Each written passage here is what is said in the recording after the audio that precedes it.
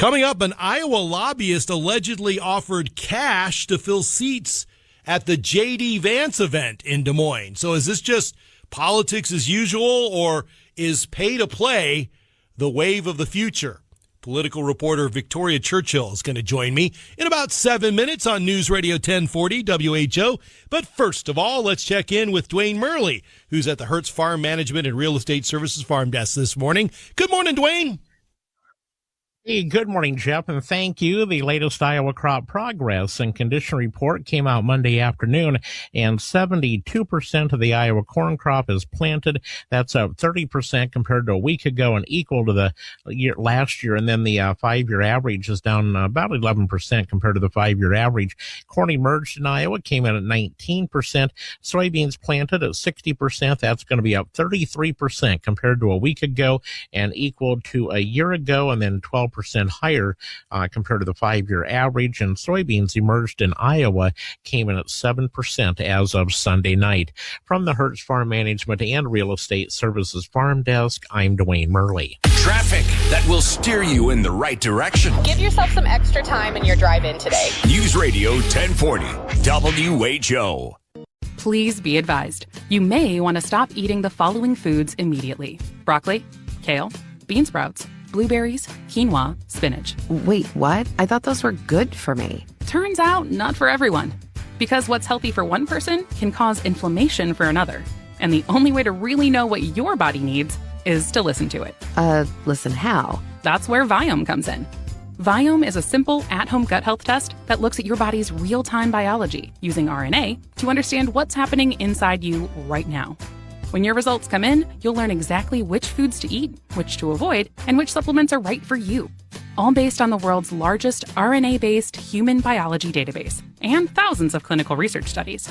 And many people who use Viome report more energy, better digestion, and a better mood within months. So stop guessing. Start knowing. Visit Viome.com. V as in Victor, IOME.com. Viome. Trust your gut.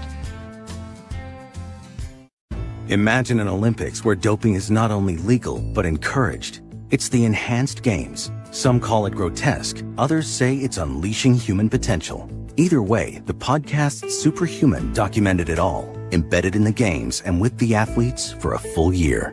Within probably 10 days, I'd put on 10 pounds. I was having trouble stopping the muscle growth. Search Superhuman on iHeartRadio, America's #1 podcast network and the Webby Podcast Company of the Year. I'm Michelle McPhee, and in my new podcast, Kingdom of Fraud, I'm unraveling the strangest criminal alliance I've ever reported on. A polygamist from Utah and an LA Armenian businessman. $1 billion fraud. But how long can this alliance last? Is somebody coming after me? Search Kingdom of Fraud on iHeartRadio, America's #1 podcast network, and the Webby Podcast Company of the Year. Hello, I'm Robert Smigel. I did lots of things.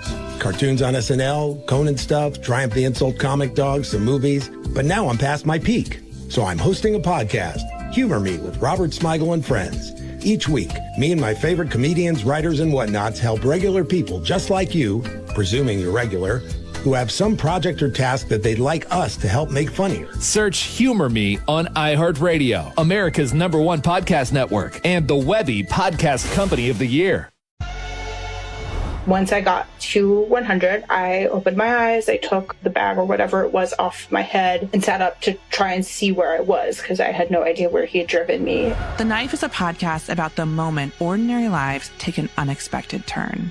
Real people, real stories, and the split second that changes everything. New episodes drop every Thursday on the Exactly Right Network and the iHeart Podcast Network. Open your free iHeartRadio app, search The Knife, and listen now. Para muchas familias del país, tener un día de tranquilidad es difícil. Le pasa a Remy y su familia que viven en Los Ángeles. A veces tengo que ayudarle a mi mamá. Lo bueno es que Remy descubrió que el bosque, ese respiro que necesita, está realmente cerca. A mí me gusta aquí. Quiero venir muchas más veces con mi familia. Tu familia también puede disfrutar de la tranquilidad del bosque a menos de 90 minutos. Entra en descubreelbosque.org y encuentra el bosque más cercano. El bosque, más cerca de lo que crees. Un mensaje del Servicio Forestal de los Estados Unidos y el Ad Council. iHeart is America's #1 podcast network. Open the free iHeart app and explore podcasts like this. Almost every drug investigation in America is based on a confidential informant.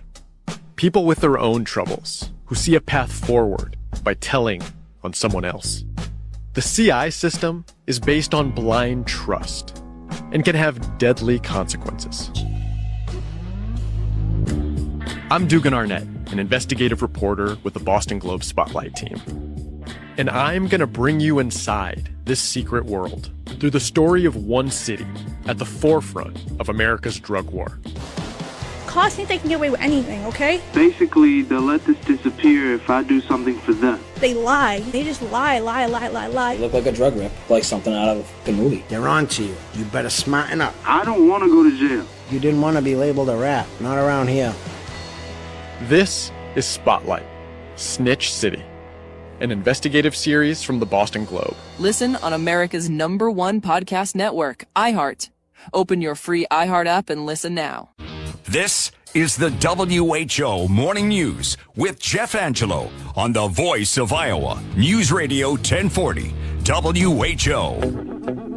It's one of those mornings when you step outside, you'll realize it is going to be a warm day around Iowa. 64 degrees at 5:52 at the Voice of Iowa, Newsradio 1040, WHO. Last week we talked to you about J.D. Vance, our vice president's appearance in Des Moines at a steel manufacturing plant. And it turns out there are reports now that an Iowa lobbyist offered cash to attendees of that rally. So is pay to play the new politics around this country? U.S. political reporter at the Daily Mail, Victoria Churchill, is going to go big picture with me today. And Victoria's back on the Davison Family Dentistry Newsmaker line. Victoria, welcome back to WHO. Good morning. Good morning, Jeff. Always great to be back on with you. Thanks so much for having me back. Well, this is something that, of course, took place in Des Moines, Victoria, but you're starting to see across the country. And one of the terms I've seen put upon it is manufactured enthusiasm. Is this the new normal, Victoria, in politics? Well, I don't think that this is completely the new normal. I do think there is still plenty of enthusiasm, and we actually did reach out to the vice president's office about this, and, they said that they had kind of no knowledge of this and that they had no involvement. So I think that is still important to note, because obviously we did see this report, which originally came from within Iowa, from Iowa Starting Line, and then, we wanted to go back and do our own reporting and get the other side of the story. And I think that's also important to note here. But look, I've covered dozens of rallies for the president, the vice president, all across the country. I do think that, most of the people that come do just want to be there to support. And I also think that goes for the other side of the aisle as well. They've got crowds as well. From what I remember from the 2024 campaign, Kamala Harris's events were definitely smaller than Vance's and then Trump's. And I'm very interested to see how that will go going into the midterms. But there also have been other politicians that have drawn big crowds on the Democrat side. Bernie Sanders, Alexandria Ocasio-Cortez, they've done some of their own events.